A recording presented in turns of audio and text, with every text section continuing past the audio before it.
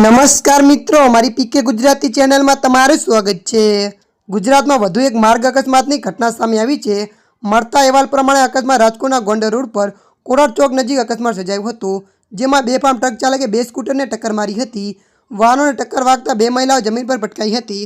આ દુર્ઘટનામાં 49 વર્ષીય જ્યોતિબેન મનોજભાઈ બાવળિયા અને તેમની 23 વર્ષીય પુત્રવધુ જાવી વ્યોમ બાવળિયાનું ઘટનાસ્થળે જ મોત નીપજ્યું હતું। આ ઘટનામાં બંનેના પતિ ગંભીર રીતે ઇજાગ્રસ્ત થયા હતા। અકસ્માત સર્જાયા બાદ ટ્રક ચાલક ઘટના સ્થળેથી ફરાર થઈ ગયો હતો, પરંતુ પોલીસે તેની અટકાયતમાં લઈ લીધો હતો। જાણવા મળ્યું છે કે પરિવારજનોએ વિધિપૂર્ણ કરી પરત ફરી રહ્યો હતો ત્યારે આ દુર્ઘટના સર્જાઈ હતી।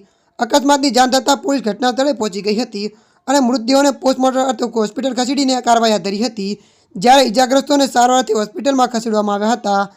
ત્યારે મિત્રો, હાલ માટે આટલું। મળીશું નવી અપડેટ સાથે। જો તમને અમારો વિડીયો પસંદ આવે, લાઇક, શેર અને સબસ્ક્રાઈબ કરી નાખજો। ધન્યવાદ।